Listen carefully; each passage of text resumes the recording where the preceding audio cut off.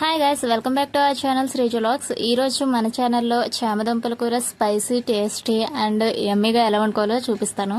దానికోసం నేను చామదుంపలను అయితే తెప్పించుకున్నాను. చామదుంపలను నీట్గా వాష్ చేసుకుని, ఎందుకంటే చామదుంపలు భూమిలో పండుతాయి కాబట్టి వాటికి మట్టి అయితే ఎక్కువగా ఉంటుంది. ఆ మట్టి అంతా పోయేలాగా బాగా వాష్ చేసుకుని ఒక గిన్నెలో వేసుకొని అందులో వాటర్ పోసుకొని ఉడికించుకోవాలి. వీలైతే కుక్కర్ ఉంటే కుక్కర్లో పెట్టుకోండి. నేను నార్మల్ గిన్నెలోనే ఉడికించుకున్నాను.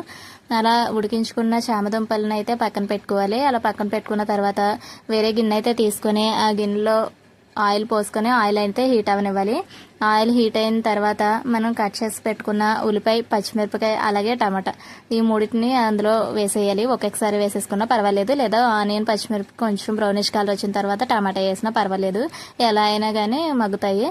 ఇక ఉల్లిపాయ, పచ్చిమిరపకాయ, టమాటా అనేవి బాగా మగ్గించుకోవాలి. గోల్డెన్ బ్రౌనిష్ కలర్ అంటారు కదా, అలా గోల్డెన్ బ్రౌనిష్ కలర్ వచ్చే వరకు వేయించుకోవాలి.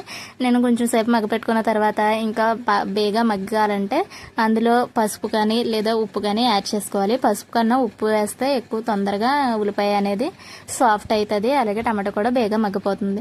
ఇలా ఉల్లిపాయ మగ్గే ప్రాసెస్లో మనం పక్కన పెట్టుకున్నాం కదా చామదుంపల్ని, ఆ చామదుంపల్ని కూడా దాని స్కిన్ మొత్తం వలిసేసుకోవాలి. దాని స్కిన్ మొత్తం తీసేసుకొని వాటిని ముక్కలు ముక్కలుగా కట్ చేసుకోవాలి.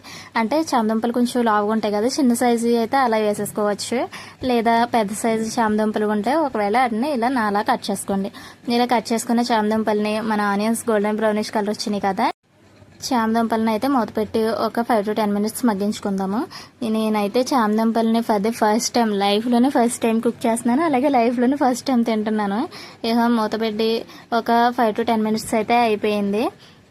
కర్రీ ఎలా వస్తుంది అనుకున్నాను, చాలా టేస్ట్గా వచ్చింది. ఇలా మగ్గిపోయింది కదా, ఇలా మగ్గిపోయిన తర్వాత పసుపు అయితే ఆల్రెడీ మనం ఉప్పు యాడ్ చేసుకున్నాం కదా, ఇప్పుడు పసుపు, కారము కర్రీకి తగ్గట్టుగా యాడ్ చేసుకోవాలి. ఈ పసుపు, కారాలు అనేవి చామదుంపలకి బాగా పట్టేలాగా కలుపుకోవాలి. ఇలా కలుపుకుంటూ ఆయిల్లో ఉప్పు కారాన్ని ఎప్పుడైనా మనం ఏ కర్రీలో వేసినా కానీ ఉప్పు కారాలు వేస్తారు కదా, అది వేసినమ్మటే వాటర్ పోసేయకుండా జస్ట్ ఒక 5 minutes అలా మగ్గించుకుంటే ఆ కర్రీ టేస్ట్ అనేది బాగుంటుంది. ఎందుకంటే మనం ఏ వెజిటేబుల్ ఉన్నా ఆ వెజిటేబుల్కి ఉప్పు కారాలు బాగా పట్టి కర్రీ టేస్ట్ అనేది పెరుగుతుంది. ఇలా కర్రీకి సరిపడా వాటర్ కూడా యాడ్ చేసుకున్నాము. ఇలా వాటర్ మరిగేటప్పటికి మనం ఫ్రెష్గా దంచుకున్న మసాలా అనేది ప్రిపేర్ చేసుకోవాలి. మనం ధనియాల పౌడర్ షాప్స్లో కొంటాము కదా, దానికన్నా ఫ్రెష్గా దంచుకున్నది వేస్తే దాని స్పైసీనెస్ అనేది మనకు బాగా తెలుస్తుంది. అలా మసాలా వేసుకొని, కాకపోతే నార్మల్ దుంపల్లా అయితే లేవు, నార్మల్ బంగాళాదుంపలు ఉంటాయి కదా అవి వాటిలాగా లేవు, ఇవి కొంచెం చిగురుగా అయితే ఉన్నాయి. కానీ కర్రీ అయితే నాకు చాలా బాగా అంటే చాలా బాగా నచ్చింది. ఫస్ట్ టైం తిన్నా కానీ నచ్చింది.